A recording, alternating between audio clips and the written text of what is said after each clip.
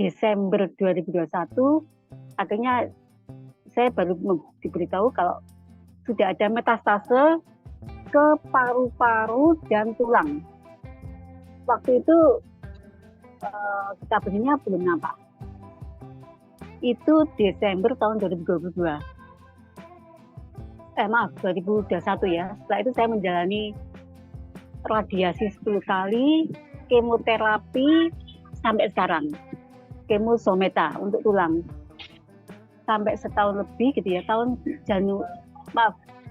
Desember 2022, nyeri hebat itu berkembang dari kaki sebelah kanan ke punggung ke kepala, cekot-cekot gitu Bapak Ibu.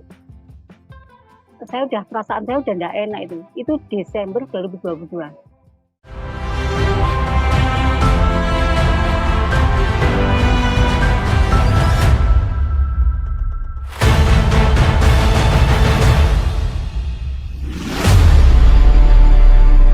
Obrolan singkat dan testimoni dari Bu Ernesta. Silahkan Bu Mary. Ya. Selamat pagi Bu Ernesta. Selamat pagi. Ya, Bu Ernesta, kemarin saya lihat testimoni Ibu melalui selfie itu ya. Bagus. Iya. 7 menit. Oh gitu ya Pak. Saya nggak merasa bagus Bu. Ya, cuman kan tidak semua teman-teman melihat. Saya dalam kesempatan kali ini Bu Ernesta memberikan pengalaman Ibu kepada teman-teman. Yap. Mereka teman-teman dulu ada orang-orang yang bersemangat untuk sembuh. Tetapi kalau setiap waktu di antara teman-teman yang masuk dalam kelompok ini, Ibu kan baru angkatan 13. Artinya baru 3 bulan lalu. Ya kan? Ternyata hasilnya banyak kankernya hilang, kemudian kemampuan bekerjanya sudah jauh lebih bagus dari sebelumnya. Seorang yang menyusahkan orang lain, ya lumpuh, sekarang bisa melakukan banyak kegiatan, bahkan bisa bersuara. Tadinya nggak bisa bersuara, Bu. Iya. Nah, tolong Ibu sampaikan, dalam kali ini akan direkam, Bu. Jadi Ibu bisa perkenalkan diri, dari mana, siapa, mengapa, kapan, bagaimana penyakit itu datang, dan kemudian bagaimana penyakit itu mulai dilumpuhkan, kapan Ibu ketemu Mobi, dan siapa saja yang membuat Ibu terinspirasi. Saya dengarkan Ibu adalah salah satu adik dari anggota Lemhanas, ya. Bu Teresia, Brigjen Teresia ya. Ya. Jadi Bapak Ibu sekalian, Bu Ernesta ini adalah anggota Mobi angkatan 13 dari Sidoarjo. Beliau mengetahui ini dari Bu Ernesta ya? Dari Pak Mujianto. Dari Pak Mujianto. Pak Mujianto anggota Lemhanas. Dari Lemhanas ya. Kemudian disampaikan kepada Bu Ernesta, dan Bu Ernesta bersedia bergabung. Saya pikir yang saya ingin ketahui adalah suasana batin Ibu pada saat itu. Mungkin Ibu bisa ceritakan dalam kurang lebih 20 menit. Teman-teman di sini semuanya akan mendengarkan. Siap. Silakan, Bu. Ya. Terima kasih atas waktunya Pak Eko. Ya, terima kasih. Bapak Ibu, perkenalkan, nama saya Ernesta dari Sidoarjo. Usia saya udah 60 tahun. Saya terinspirasi ikut Mobi dari Pak Mujianto, teman dari kakak saya yang kerja di Lemhanas. Jadi Bapak Ibu, perlu saya sampaikan, saya survivor kanker payudara tahun 2015. 20 Januari 2016, saya angkat payudara sebelah kiri, kemudian menjalani perawatan medis, kemoterapi 6 kali, kemudian radiasi 28 kali, sampai sekitar tahun 2019, kurang lebih 3 tahun. Setelah itu COVID, Bapak Ibu. COVID, saya takut ke rumah sakit, dan tidak lagi minum obat kanker. Padahal sebelumnya minum obat Tamufen. Kadang Tamufen, kadang Tamusifen, seperti itu. Ternyata di luar prediksi saya merasa percaya diri gitu bahwa saya sudah sembuh gitu. Tidak taunya Juni 21 tahun 21 ada nyeri hebat di kaki sebelah kanan. Nyeri hebat. Mau tidak mau saya harus ke rumah sakit. Akhirnya saya kontrol ke rumah sakit umum daerah Sidoarjo dan langsung di CT scan, ronsen, CT scan. Hasilnya saya harus dirujuk ke rumah sakit di Sutomo, Surabaya. Perasaan saya udah tidak enak Bapak Ibu karena biasanya yang dirujuk ke DR Sutomo itu yang sakitnya yang berat-berat. Saat itu dokter tidak mengatakan apa-apa kalau saya kena metastase kemana-mana, enggak. Hanya dirujuk saja. Begitu ya Juli tahun 21 itu saya diperiksa lengkap gitu Bapak Ibu ya. Lengkap. Desember 2021 akhirnya saya baru diberitahu kalau sudah ada metastase ke paru-paru dan tulang. Waktu itu kita benihnya belum nampak. Itu Desember tahun 2022. 2021 ya. Setelah itu saya menjalani radiasi 10 kali, kemoterapi sampai sekarang. Kemo Someta untuk tulang. Sampai setahun lebih gitu ya, Desember 2022 nyeri hebat itu berkembang dari kaki sebelah kanan ke punggung ke kepala, cekot-cekot gitu Bapak Ibu. Perasaan saya udah tidak enak itu Desember 2022. Akhirnya saya nggak bisa tidur, saya harus opname, kemudian Januari 2023 itu udah bolak-balik ke rumah sakit untuk opname karena nggak bisa nahan sakitnya, nyuruhnya tuh nggak karuan. Padahal sudah minum kodein, sudah minum MST, tapi tidak bisa ngangkat, nggak bisa menyembuhkan.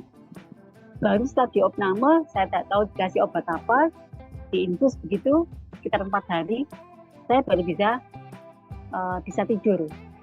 Itu Januari 2022. Itu kondisi saya nggak bisa jalan Bapak Ibu. Januari 2022 itu saya nggak bisa jalan. Suara saya nyaris tidak keluar, sehingga saya tidak bekerja. Kemudian 11 April 2023, saya dioperasi tulang belakang dan sekitar 30 cm gitu Bu, operasi. Kemudian dipasang plat 16 cm dipasang plat. Setelah dioperasi, nyeri saya berkurang, tetapi saya masih belum bisa duduk, saya belum bisa berdiri. Itu April.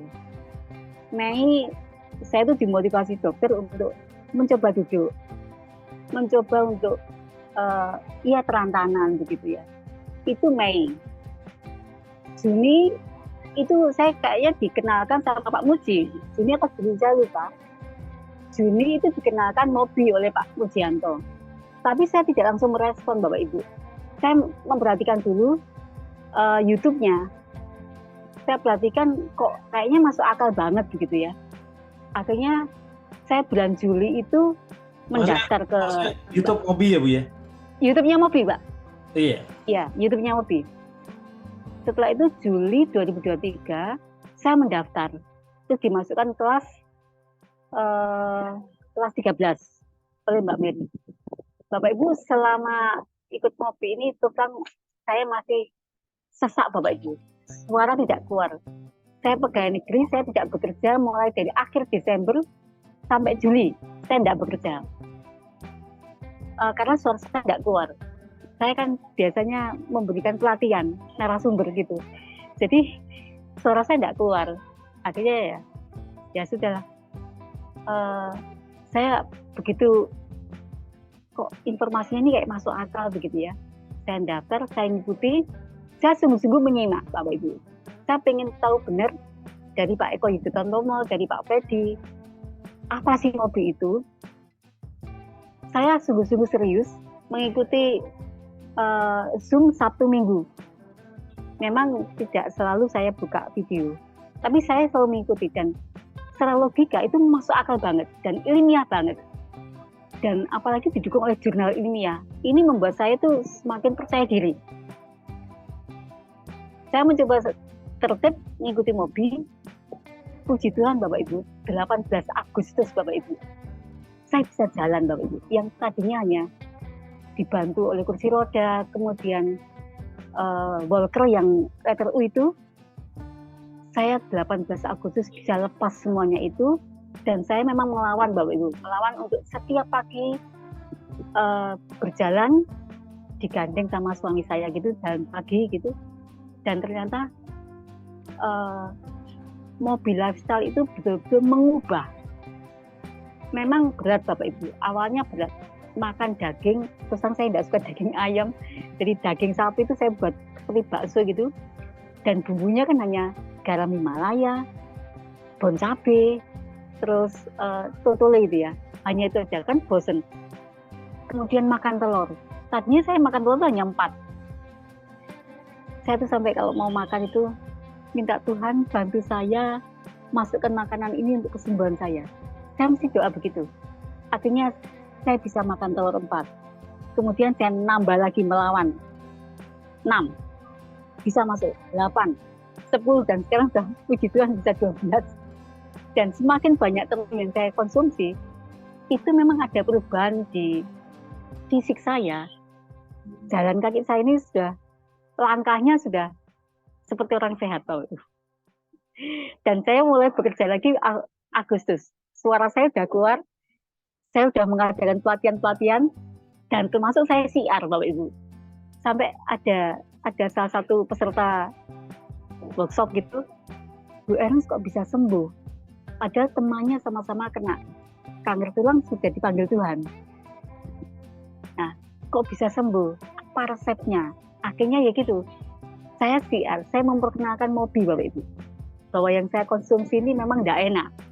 Tapi saya mau pengen sembuh gitu ya, saya pengen sembuh. Saya harus melawan diri saya tidak mau kalah dengan penyakit ini gitu. Yaitu, itu selama saya memberikan pelatihan itu mesti saya selipkan, atau mesti teman-teman itu mesti bertanya, kok bisa sembuh? Dan teman-teman waktu Januari, Februari itu melihat Bu Ernest kira-kira nutup nggak ya sampai pensiun. Saya pensiunnya 1 November, barusan Bapak. Dan saya waktu Januari itu juga batin Bapak. Kira-kira aku nutup nggak ya sampai Oktober. Tapi ya sudah, saya berserah. Orang naik Mohede aja tidur nggak bangun. Kalau Tuhan masih menghendaki saya masih bisa berkarya, saya pasti dikasih kehidupan. Jadi saya berserah diri Bapak Ibu, selain berjuang untuk menjalani Mobi Lifestyle, saya memang tertib Bapak Ibu. Pada saat intermittent fasting, itu saya betul-betul puasa dari rentangnya jam 8, waktu itu saya mencoba untuk menambah. Tadinya 16 jam, sekarang sudah 18 jam setiap hari, 18 jam. Kemudian kehebatan olah nafas Bapak Ibu. Gara-gara olah nafas, paru-paru saya kan, saya mencoba untuk membuka dada saya pada saat tarik nafas. Jadi terasa Bapak Ibu, kok semakin hari suara saya ini bisa keluar. Terus terang Bapak Ibu, saya ini kan juga penyanyi di gereja. Jadi rasanya tidak bisa nyanyi, itu kan, waduh, itu penderitaan Bapak Ibu. Tapi saya mencoba melawan untuk setiap hari karaoke, karena Pak Freddy, Pak Eko selalu mengatakan tidak boleh sedih, tidak boleh pokoknya berpikiran negatif. Ya udah, hampir setiap hari saya karaoke di rumah Bapak Ibu.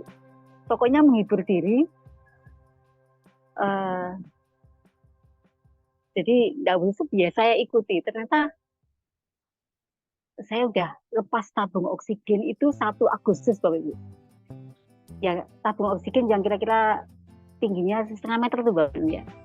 Itu biasanya 1 bulan mulai Januari 4-6 tabung. 1 Agustus lepas Bapak Ibu. Tapi saya memang itu mencoba melawan. Jadi olah nafas saya minimal sudah 1/2 jam. Tadi pagi saya udah 1 jam Bapak Ibu. Pokoknya setiap hari itu saya harus olah nafas. Rasanya kalau nggak olah nafas itu ada yang rasanya udah nggak nyaman gitu, karena setelah olah nafas saya jalan kaki itu langkah saya itu semakin lebar gitu Bapak Ibu untuk jalan kaki. Itu yang saya rasakan untuk olah nafas. Dan kemudian olah nafas, intermittent fasting sama PMB. Nah PMB itu ya sudah, makanan saya jam 2 siang itu apukat 1, kemudian 1 jam berikutnya saya makan daging 1/4, daging sapi, kadang kambing 1/4.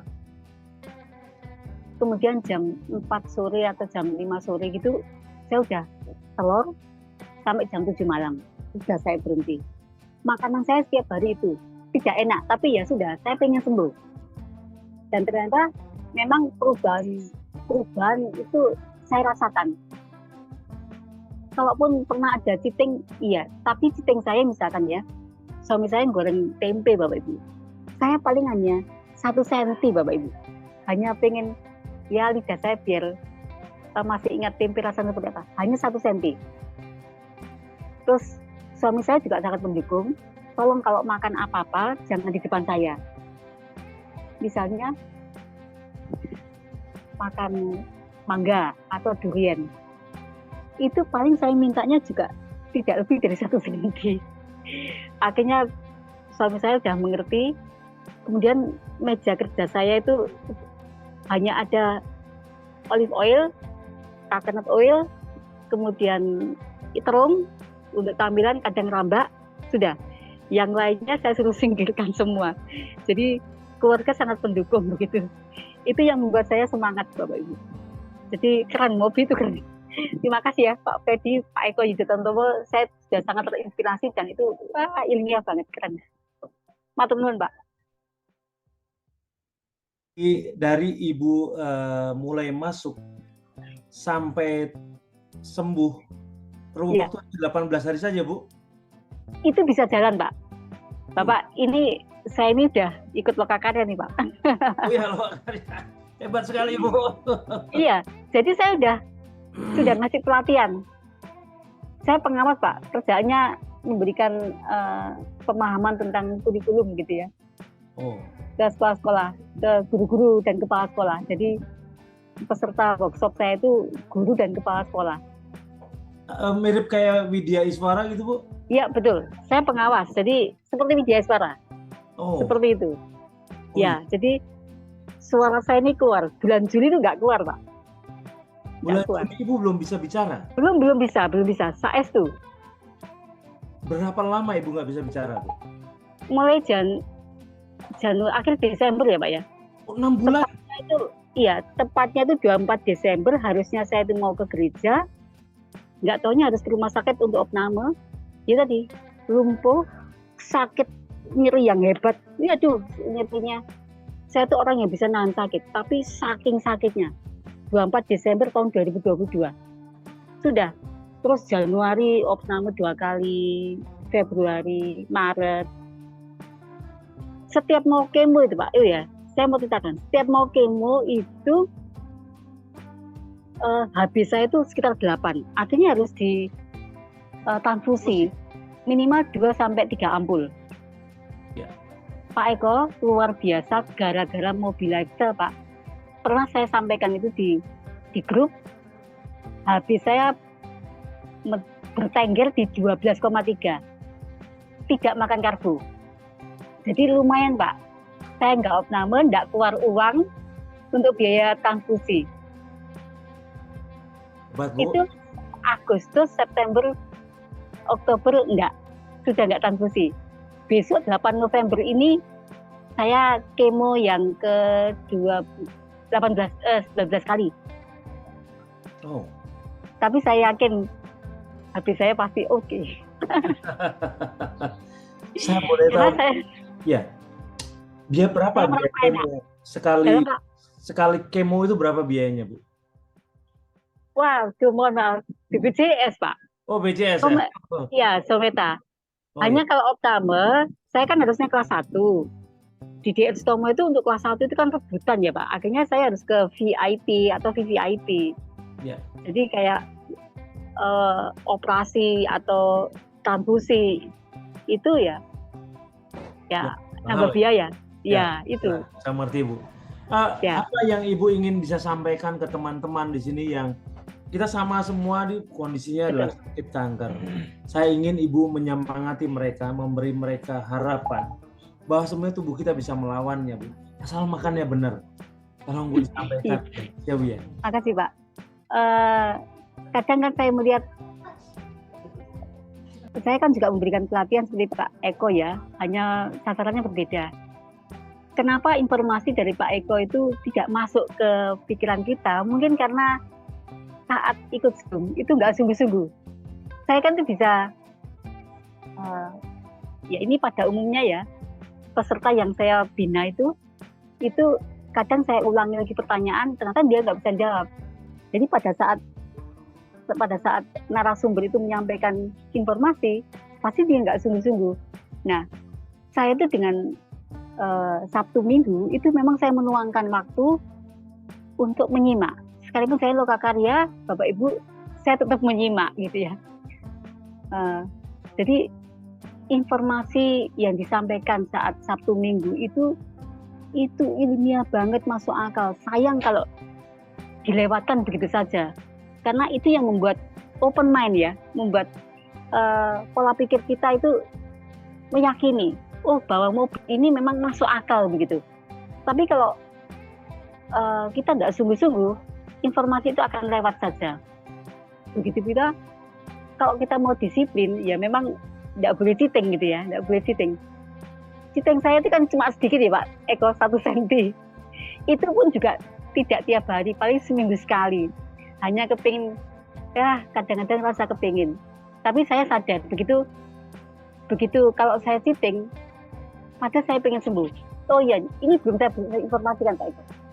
Ini benjolan-benjolan yang ada di leher saya, getah bening ini, gara-gara ngikuti mobil lifestyle, semakin mengecil Bapak Ibu.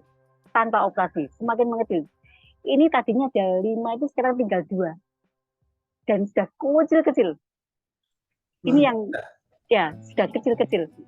Jadi, kalau saya pengen terbebas dari ini, sesak nafas atau apa, saya harus disiplin itu. Dan saya harus melawan. Memang saya pengen sembuh, saya kepingin masih bersama keluarga, pengen ngomong cucu Pak. Ya pasti Bu. Pasti Bu. Itu yang menyemangati gitu Pak Eko.